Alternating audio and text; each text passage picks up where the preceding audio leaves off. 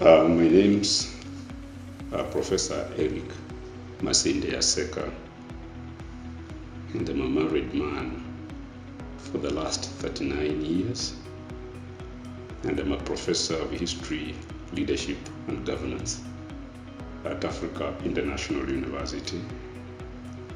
I have a total of 37 years of teaching at the university, where I rose from the position of tutorial fellow to a full professor, becoming an associate professor in 1997 and becoming a full professor in 2001.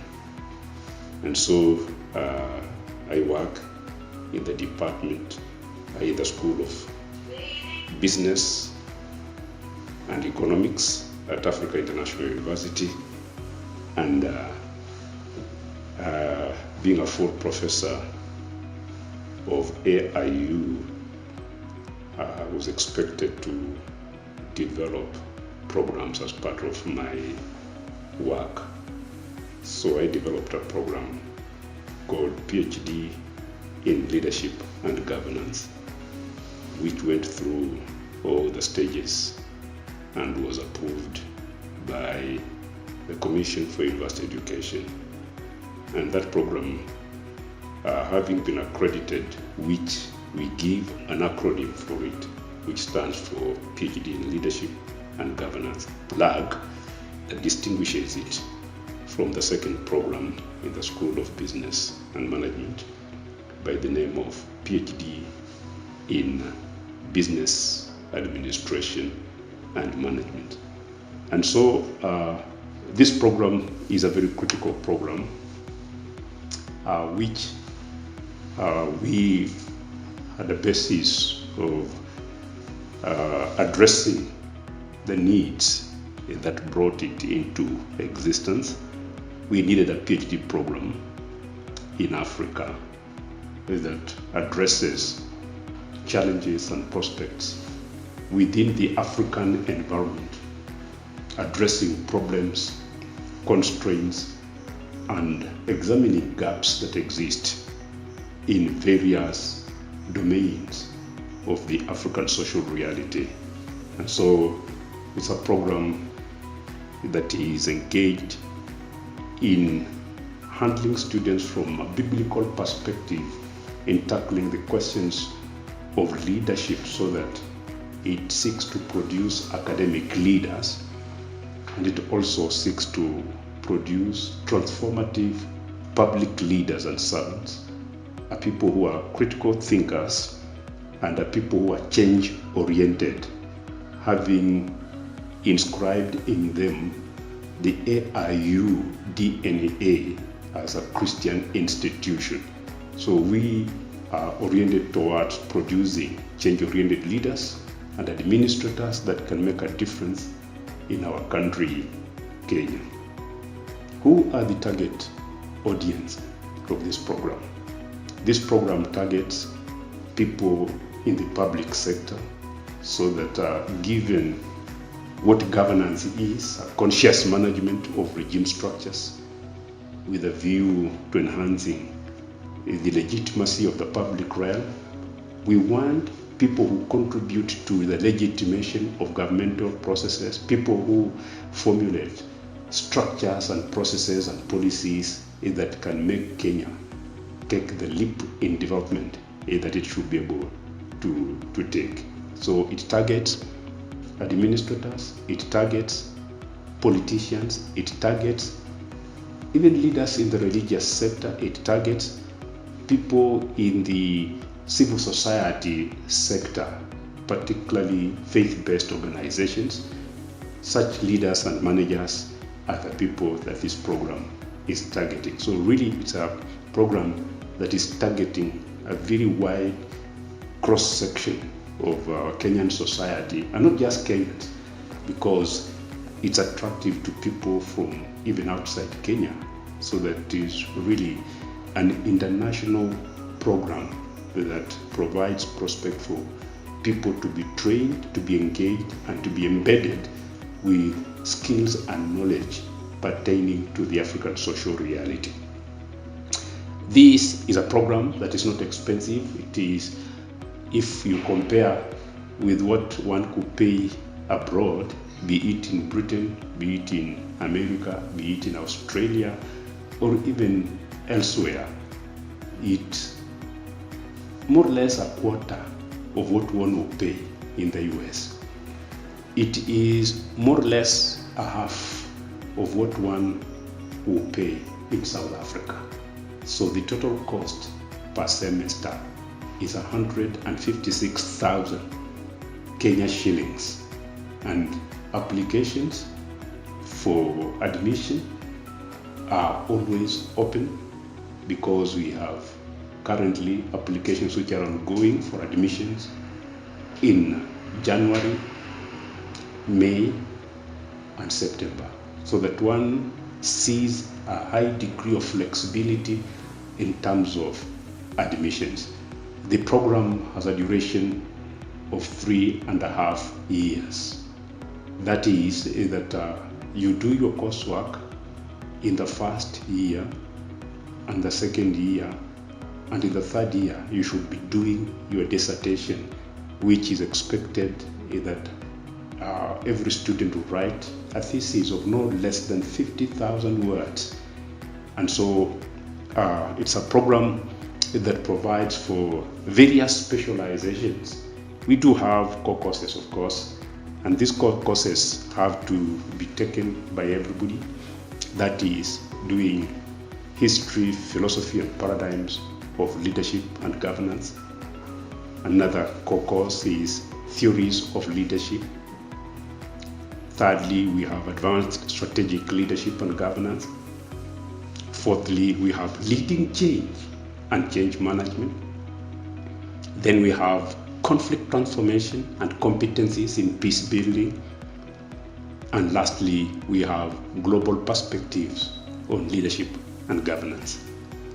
But in addition to those mentioned, there are specialized core courses in research and writing, namely that students are expected to do research design and methods for leadership, and they're also expected to do quantitative and qualitative research methods. Now, the various concentrations that people specialize in this program, there are 6 in number. Number 1, the concentration that is called religious sector leadership and governance. And number 2, the concentration of statesmanship and political leadership. Number 3, the concentration of corporate governance. And then we have the concentration of civic leadership. Then we have the concentration of public governance. And then we have concentration of leadership psychology. Now, looking at this, it is a richly endowed program, richly endowed in the sense that you will not find any university in Africa that gives you a program that covers all those domains.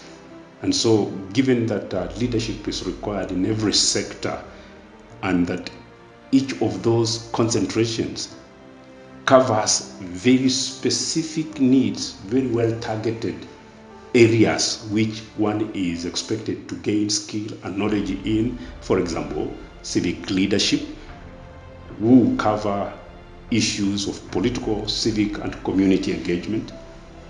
Students are expected to cover essentials of non-profits and incorruptible civic leadership. They will consider oversight for non-profits and civic organizations. It will cover issues of civic leadership and public policies. And lastly, it will cover issues of civic leadership philanthropy. You know, the issue of social philanthropy is a critical one, and we don't have many African institutions training people in this. With regard to leadership psychology, there are dynamics which attend to the exercise of leadership, and therefore this course provides room for people to entrench themselves in a number of concerns. Number 1, organizational psychology. Number 2, survey design and analysis in organizational psychology. There are many people who are studying leadership, but they are not given an opportunity to enter and delve into the psychology of leadership, which is very critical in understanding the various dynamics in the field of leadership. That is, our course provides our students with an opportunity to examine organizational psychology, to examine survey design and analysis in organizational psychology. It provides them with an opportunity to look at even the psychology of servant leadership and what is also called authentic leadership. It gives them an opportunity to examine psychology of organizational development and change, and also for those specializing in that concentration, they also undertake the psychology of leadership and followership. The concentration on public governance enables our students to have an opportunity to be exposed to discourses in principles and dynamics of leadership in the public sector. They also examine governance and accountability in public institutions and entities. They examine government structures and management practices. They also examine public policy analysis and policy formulation. And fundamentally, very importantly, they also look at public sector, legal, and regulatory framework. So really, this is a very powerful concentration that will help particularly people who are in public or civil service. The other concentration, which is corporate governance and leadership, it will enable the students to examine issues pertaining to organizational culture and leadership, issues of public sector legal and regulatory framework, because all those entities, whether private or public, are regulated by government. They'll examine issues of leadership, ethics, and public sector governance. They have an opportunity to examine global and local corporate governance. And lastly, they also have an opportunity to look at leadership principles and practices of corporate governance. So much for that concentration. A very critical and very important concentration is that of statesmanship and political leadership. Of course, our MPs, people in the ministries, particularly the cabinet secretaries, the governors, and even the MCAs, all those operatives require a program such as this, in which they will examine politics, constitutionalism, and governance. They will examine political economy of national and devolved government. They will examine comparative administrative systems. They will examine institutional ethical leadership and governance. And again, a very critical course that you will not find anywhere is the course on politics of natural resource extraction. You can see minerals in various parts of the country generating local politics, and therefore our leaders need to be acquainted with these issues by having a course that gives them skills and knowledge about this domain. And of course, the institution, being a Christian institution, it provides room for religious sector leadership and governance, and there are courses that are typical for this concentration, namely faith-based organizational leadership and administration, financial management for non-profit organizations, management and governance of faith-based organizations, and the charismatic and transformational leader, of which the religious leader is expected to be, and finally, coaching in leading and managing faith-based organizations. So really, the church and faith-based organizations and other religious entities who really benefit from training and specialization in this particular concentration. So there is quite a great menu which AIU offers in that program of PhD in leadership and governance, and therefore it is our joy to bring to the attention of Kenyans and people from the rest of Africa and the world to what we are offering here at AIU, and the experience would be extremely transformative.